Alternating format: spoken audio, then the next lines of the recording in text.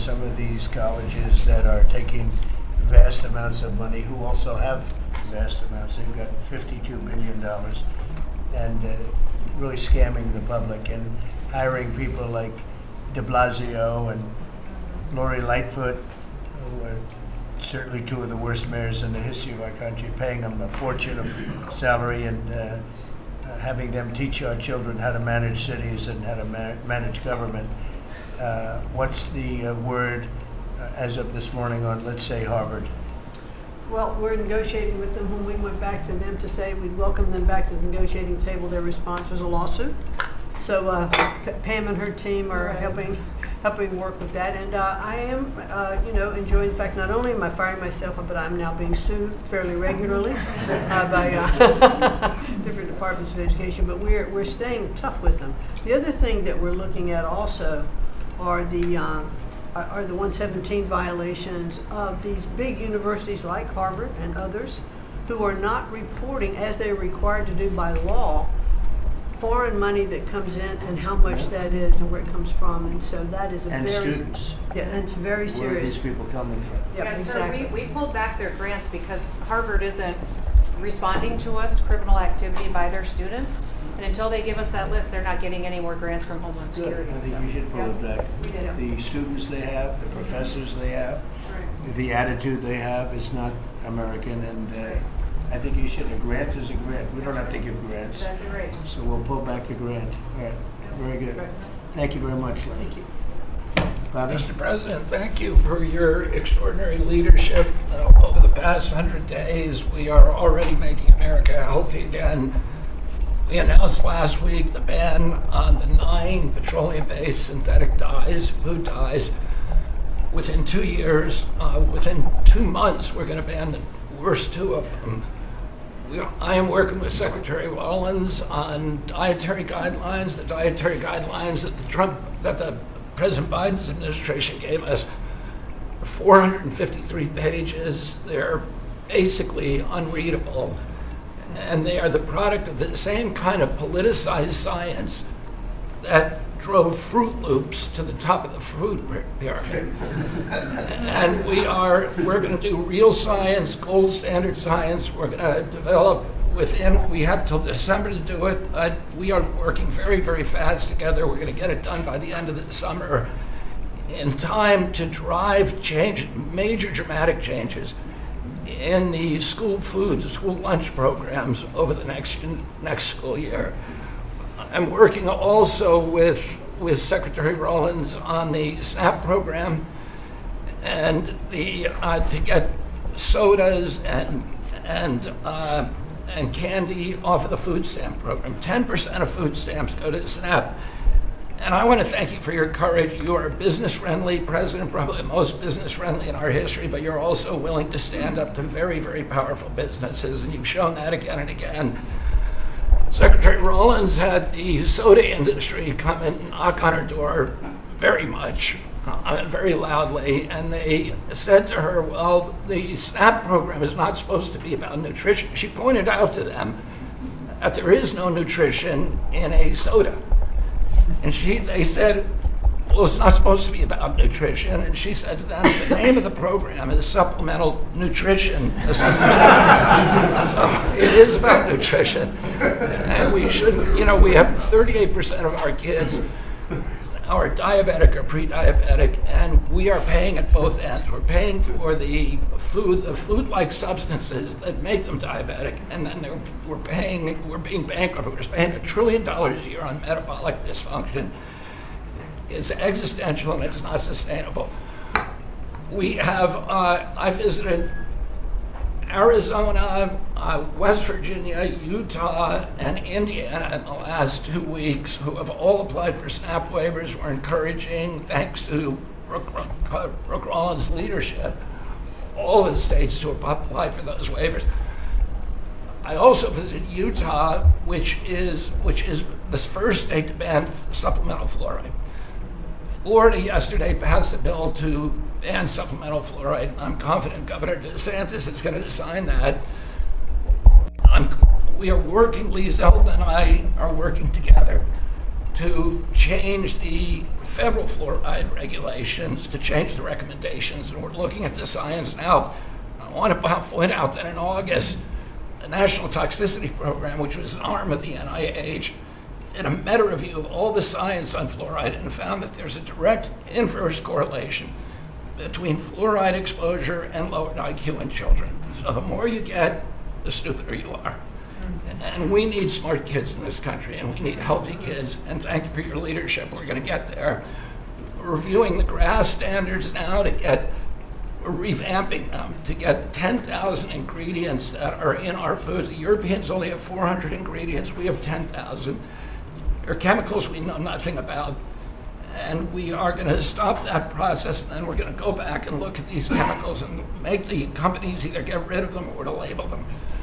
We've launched Operation Stork Speed, and we're going full speed ahead to make sure that we have good, high quality milk for children. We have launched the autism study at your direction. By September, we'll have some of the first answers. Within 6 months of that, we will have definitive answers, not only for autism, but for the etiology of a whole range of autoimmune diseases that have become epidemic in our children. We have ended HHS as the role as the vector, the principal vector in this country for child trafficking. And during the Biden administration, HHS became a collaborator in child trafficking and for sex and for slavery. And we have ended that, and we're very aggressively going out and trying to find these children, the 300,000 children that were lost by the Biden administration. And we have ended funding for gender mutilation surgeries and other kind of gender dysphoria practices. And thanks to Elon, we have saved $67 billion at our agency without compromising any of our critical programs. Mr. President, I want to thank you for your vision, for your leadership, for giving me the 100 busiest days of my life, and most exciting and most rewarding. And there's, over the next 100 days, we're going to do much, much more. That's good. Thank you very much, Bobby. Very good, very important. Thank you. Doug, please. Well, President Trump, on your first day in office, you wisely declared a national energy emergency. And this was essential because it was the signal that we're going to go 180 degrees from the disastrous and dangerous Biden policies that were based on a climate ideology that was the root cause of the inflation in this country. It was the root cause of wars abroad. It was the root cause of our manufacturing disappearing from our country. We can't have energy security. Without energy security, we can't have national security, and you understood that. But now with everything that's flowed from that, dozens of other EOs that you've done, America is back in the energy business. As Chris said, there's been a signal that's sent around the world. Capital is flowing, coming back in. The smart money is coming to this country. And now you've given us a chance to win the AI arms race against China. We know we're up against a formidable competitor. China opened up 94 gigawatts of coal in the last year. That's more than all of California and all of New York combined in the last year. We've had presidents in the past, the Biden administration, that were running away again under this climate ideology. You've embraced baseload power in this country. I'll never forget standing in the East Room with you, surrounded by the coal miners around this country, where you said, "Hey, big beautiful coal." As we work to try to identify the balance sheet of America, our earliest estimate is that the coal resources in America, just on public lands, could be worth $8 trillion with a T. That was all going to be taken off our balance sheet if we weren't going to touch it. But now we're back in the business. I was 1,800 feet underground in a coal mine in Alabama a couple weeks ago. They do metallurgical coal. Without metallurgical coal, we can't produce steel. This is a plant. This is a plant that would have been in a mining operation that would have been shut down under the Biden administration. What we're doing here, back in the business, we're doing leasing. We're leasing for oil and gas. We're leasing for timber with Brooke Rollins. We're leasing for grazing. We're leasing for critical minerals, which is key. And when we lease the public lands appropriately and by the law to do that, we're bringing in revenue. We're bringing in jobs. We're helping strengthen America. And so we're treating our natural resources like the American balance sheet they are. And America's resources, the 700 million acres of surface that's public, the 700 million of subsurface, the 2.5 billion offshore, all contain what we need to have self-sufficient supply chains. And so in this, we're focused deeply on critical minerals. The Biden administration put us in a real predicament right now. The whole trade team, the whole cabinet, Susie's jumping in, leadership across everybody, the National Energy Dominance Council. But of the top 20 critical and rare earth minerals that we need for defense, that we need for industry, China's controlling 85% of the refining for that. So we are running at warp speed 7 days a week to try to put ourselves back in business in that way. So, and I want to just close out by saying a couple other things. One is the border. Few people realize that 41% of the southern border is in Department of Interior. And then we've got a few more percent that come with Brooke and with the Forest Service.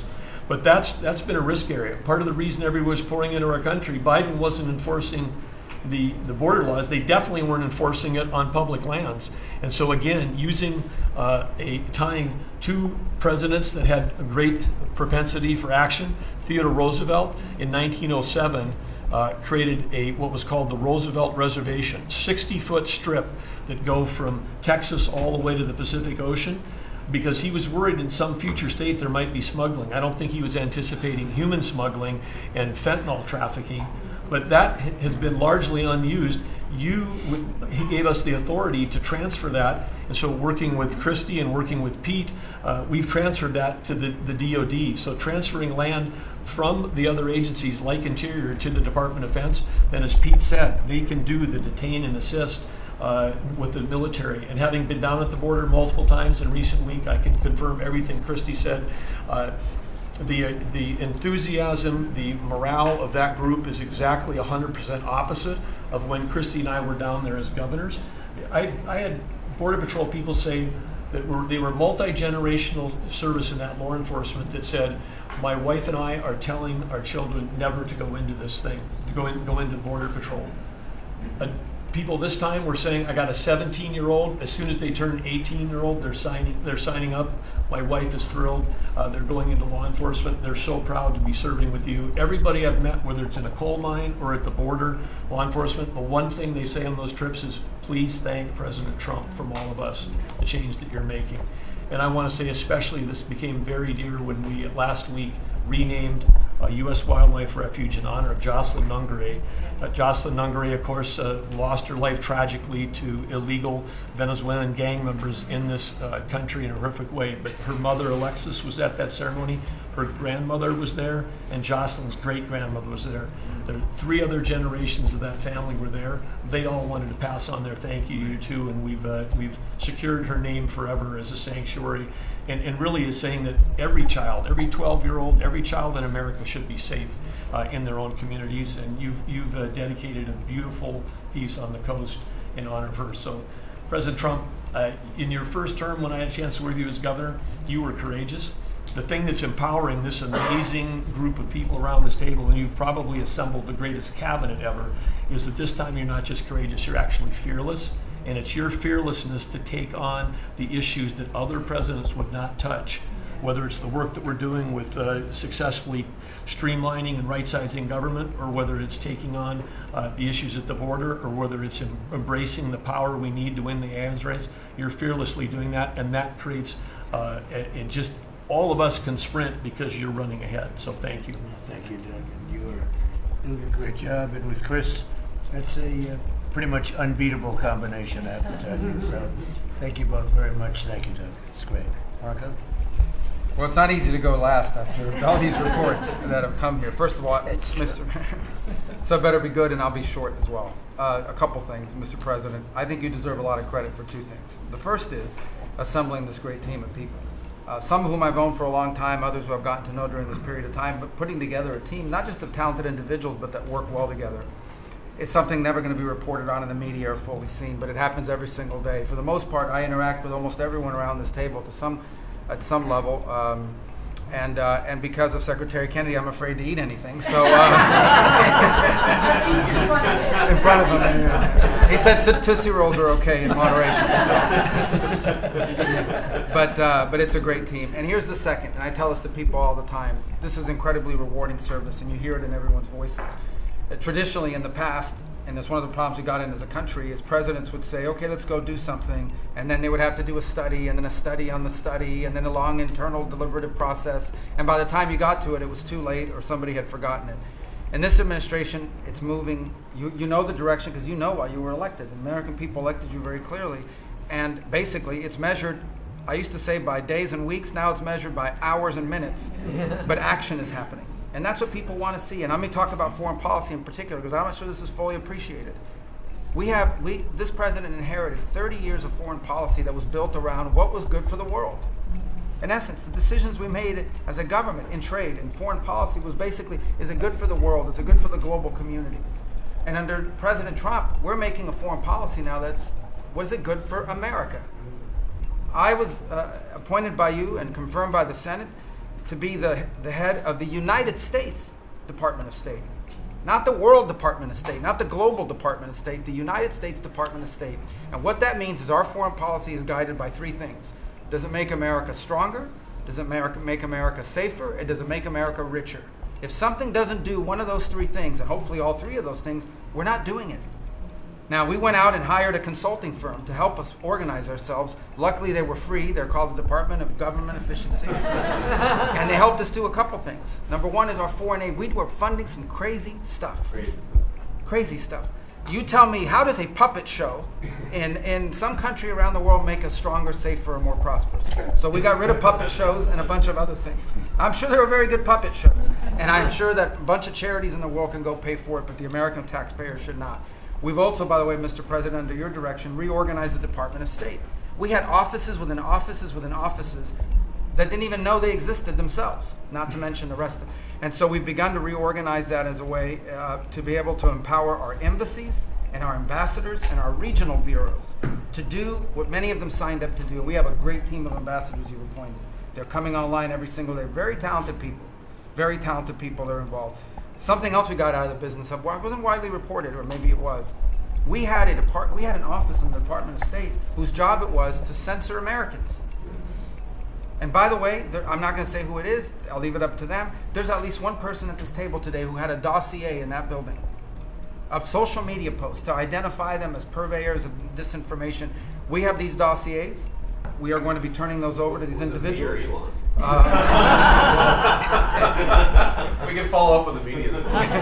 Well, we are going to turn over these dossiers to the individuals, and they'll decide whether they want to disclose it or not. But just think about the Department of State of the United States had set up an office to monitor the social media posts and commentary of American citizens to identify them as vectors of disinformation, when we know that the best way to combat disinformation is freedom of speech and transparency. And so that's what we're going to be in the business of doing. We're not going to have an office that does that. Beyond that, Mr. President, and this I'll move quickly because this has been a team effort, we have gone to countries all over the world and said, hey, you want good relations with the United States, you need to take back your people that are here illegally.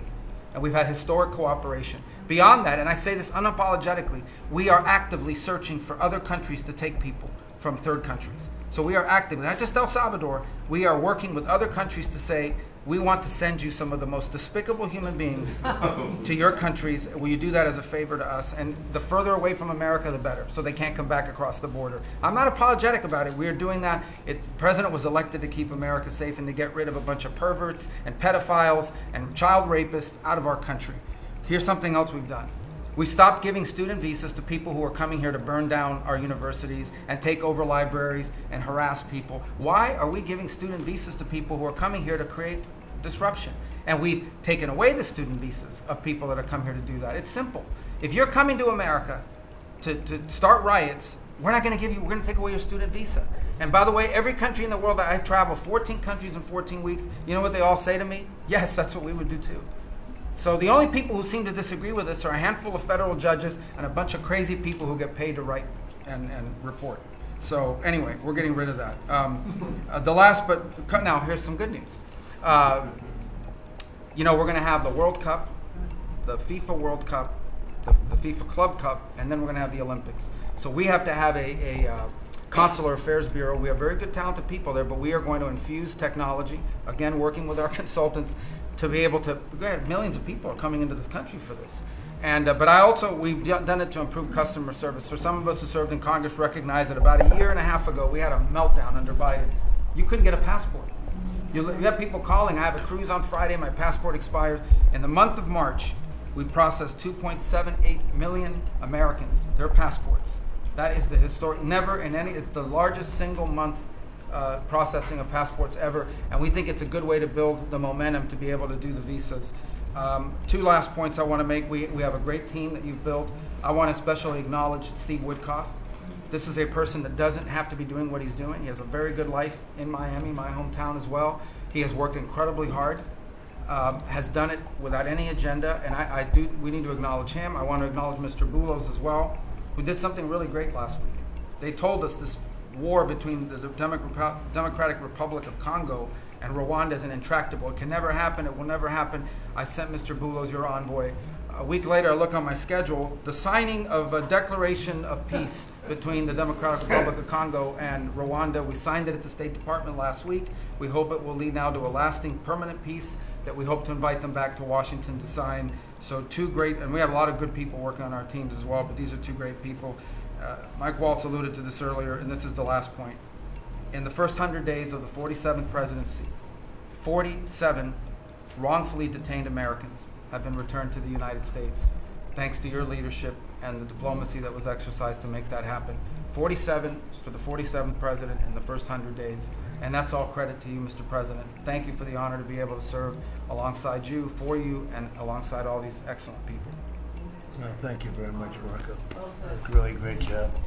So, you know, I've been involved in a lot of groups of people over the years, good groups, bad groups, all types of groups. But I have been involved in some incredible groups, but I've never been more proud and impressed, frankly. Impressed is maybe even more important, but I've never been more proud or impressed than I am with this group. This is an amazing group of people, and I hope some of those television cameras were blazing and it was on so people could watch this because, frankly, you know, no matter who you are, no matter where you come from, this is an impressive group of people.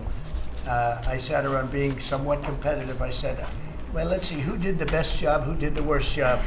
And I determined that everybody is like the same and there was no worst job. Everybody was outstanding. Everybody did a job. You couldn't pick a winner. The only thing you can say is nobody did a bad job or even a fair job. You're outstanding. And so I want to just congratulate you all. This is really something. And, you know, we have a job to do. We've done a lot of work in this 100 days. We've established things that are going to start taking place in the next 100 days. I want to see what it's going to be like. I think we're going to have to do this in 100 days, Susie, and we're going to see some very big results from the things that we've done. But I just want to thank everybody. This is really very impressive, and I hope the people at home got to see some of it. Nobody's ever done public cabinet meetings. They were quiet for a reason, because they weren't impressive. And especially in the last administration, they were not impressive. But I just want to say that we're very proud of you, and I am in particular. Thank you all very much. Great job, and I think we're going to have some tremendous success for our country. And I don't know, it doesn't seem like a time to be asking questions. That was so impressive, that to be taking questions, why did you do this? Why did you do that? Yeah, it just doesn't seem to be appropriate. I guess we probably have to take a couple because that was the purpose. But if you'd like to ask some, I think they should be very respectful questions at this point. This was an amazing meeting. And so if you'd like to ask a couple, if you'd like to pinpoint them to some of the secretaries, et cetera, yes, would be fine. Yes. Secretary Rubina, can I ask you a question? You brought up El Salvador in your remarks. Have you been in touch with El Salvador about returning Abrego Garcia as a formal request from this administration to me? Well, I would never tell you that. And you know who else I'll never tell? A judge. Because the conduct of our foreign policy belongs to the President of the United States and the executive branch, not some judge. So we will conduct foreign policy appropriately if we need to. But I'll never discuss it. And no one will ever make us discuss it because that's how foreign policy works. Mr. President, yesterday you told ABC News, Mr. President, you told ABC News yesterday that you could get Abrego Garcia back if you wanted to. Do you think President Bukele would turn you down if you made that request? I really don't know. I know that he's been a great friend of our country. He's gotten a lot less money than this would take from us if we were going to build these jails and do what he's doing. And they run a very professional operation. I don't know. I haven't spoken to him. I really leave that to the lawyers, and I take my advice from Pam and everybody that is very much involved. They know the laws, and we follow the laws exactly. Mr. President, Yeah, during please. the transition, sir, you frequently took credit for the stock market highs. You said it was a reflection of how well you were doing in the polls, and then after you were elected, you said the stock market highs were a reflection of how well the transition is going and the American people's confidence in your incoming administration. Now, the stock market's not doing so well, and you're saying that's the Biden stock market, yet you are the president. Can you explain that? Yeah, I'm not taking credit or discredit for the stock market. I'm just saying that we inherited a mess, both at the borders. You could look at every single one of the people here, and no matter who it is, they're doing better, and they are far superior to what took place for 4 years before us. When you look at prisoners being allowed to come into our country at will, just at will, people from mental institutions, gang members, drug dealers, when you look at that, what they've done to our country, and also having to do with finance, look at what happened with inflation. We had the worst inflation probably in the history of our country. They say 48 years, but I would say in the history of our country, it ate away at people. And even though you saw a stock market going up somewhat, because in my case, I had the biggest stock market increase, 88% in the last term, in my last term. But I don't view the stock market as the end all. It's an indicator. But what the stock market really tells you, and when you look at the stock market in this case, is it says how bad a situation we inherited. I took place, this was a quarter that we looked at today, and we took all of us together. We came in on January 20th. So this is Biden, and you could even say the next quarter is sort of Biden because it doesn't just happen on a daily or an hourly basis. But we're turning it around. It's a big ship to turn around, and we're going to have the greatest country financially in the history of the world, I believe. I think we're going to do things that, and we had to do it. We reset the table. Every single country, with just about, without exception. I'd have to really think hard for who hasn't taken advantage. And I don't even blame those countries. I blame the person that was sitting right here where I am for allowing it to happen, where our country was ripped off on trade, hundreds of billions of dollars. And now we're doing better than we've done in a long time. You know, we were losing $4 to $5 to even $6 billion a day on trade with Biden. And now we have it down to a very manageable number, and the tariffs for the most part haven't even kicked in yet. So that's the way stock markets to me are an indication. But the big indication is what's happening, and the people around the table know what's happening. The Ukraine deal is set to be signed in 24 hours or What, so. say it? Is it true that the Ukraine minerals deal is about to be signed in the next 24 hours or so? There's some reports saying that. And if it's true, has the deal changed at all from the last time we've heard about it? Well, I'll ask Scott to answer the question because he's responsible for it. Yeah, our side's ready to sign. Ukrainians decided last night to make some last-minute changes. We're sure that they will reconsider that, and we are ready to sign this afternoon if they are. Can you talk about those last-minute changes? What was removed or put in its place? Nothing's been removed. It's the same agreement that we agreed to on the weekend. No changes on our side. Just to put that in perspective, though, when I came here, I said, how much money have we given to Ukraine?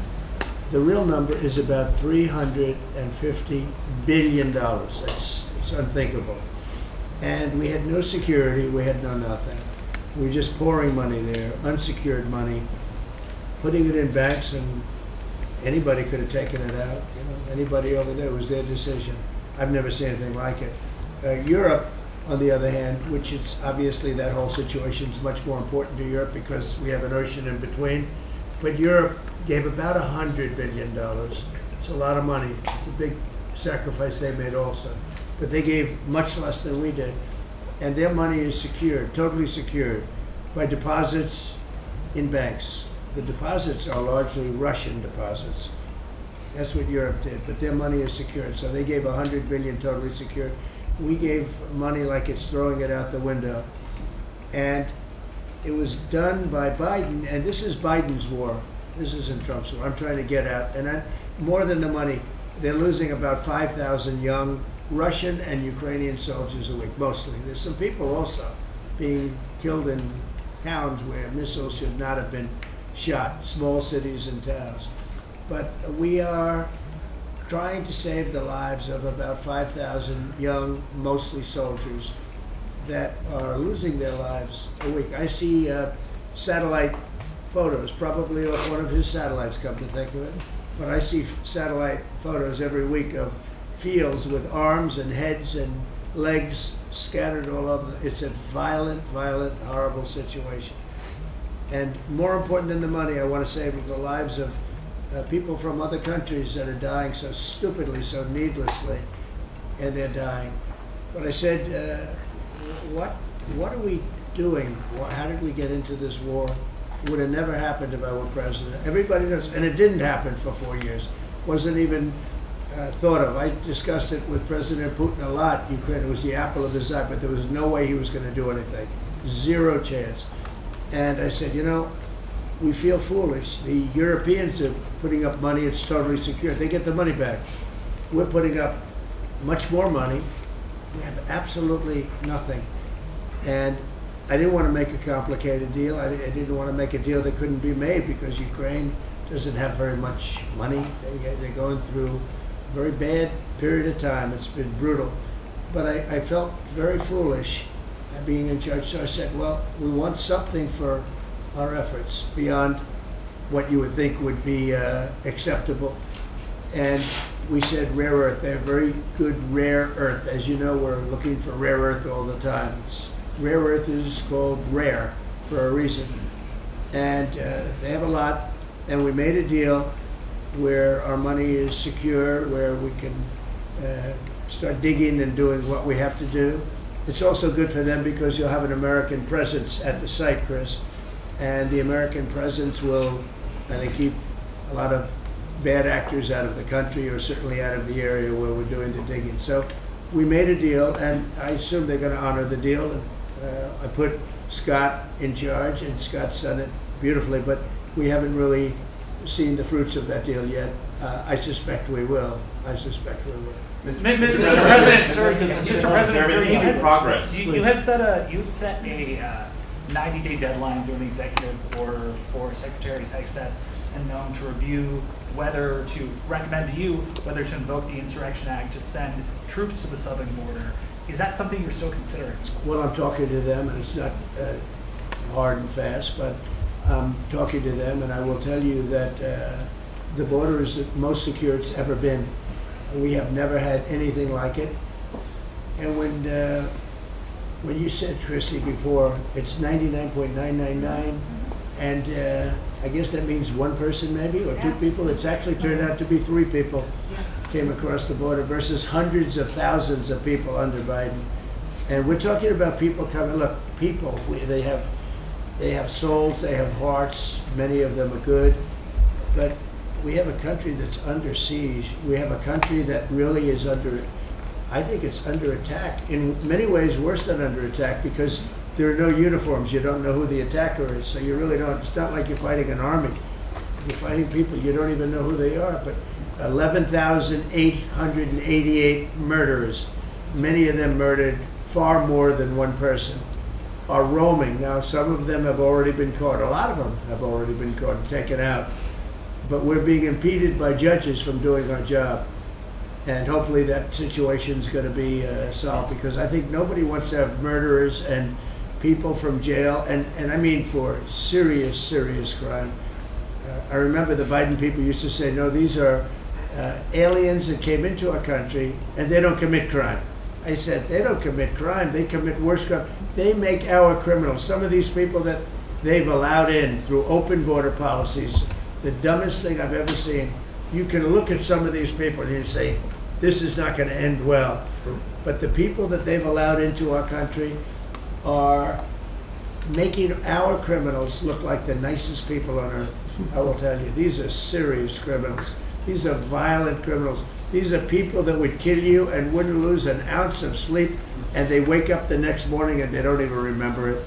This is a rough, tough group of people, and we've got to get them out of our country. And the law says, I believe, I hope, and I think Pam will be very successful in proving it, but we've run into, I would call them rogue judges. Somebody could criticize me for that. These are rogue judges. These are radical left, generally radical left, horrible judges. And we didn't lose all of these people. You know, we've lost a lot of people to death and to rape, all sorts of crimes committed by the people that poured into our country.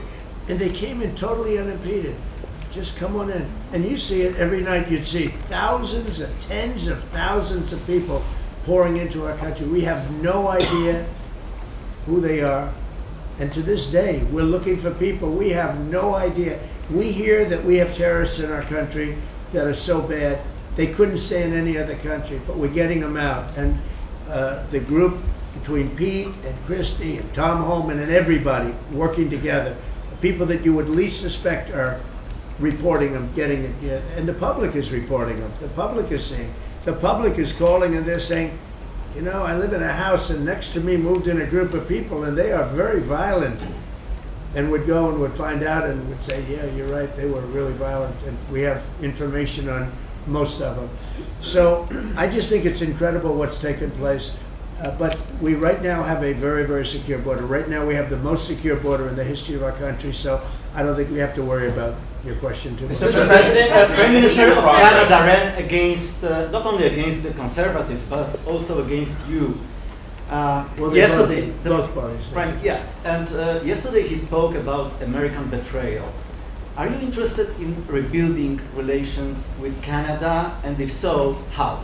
No, well, I think we're going to have a great relationship. He called me up yesterday. He said, "Let's make a deal." You know, he was running for office. They both hated Trump, and it was the one that hated Trump, I think, the least that won. I actually think the conservative hated me much more than the so-called liberal. He's a pretty liberal guy. Why do you think No, so? I spoke to him yesterday. Couldn't have been nicer, and I congratulated him. You know, it was a very mixed signal because it's almost even, which makes it very complicated for the country. It's a pretty tight race, but he's a very nice gentleman, and he's going to come to the White House very shortly, within the next week or less. Mr. President. When will you speak to President Xi of China? When will you That'll speak to happen. him? I mean, look, right now, and I told you before, they're having tremendous difficulty because their factories are not doing business. They made $1 trillion with Biden, $1 trillion, even $1.1 trillion with Biden selling us stuff.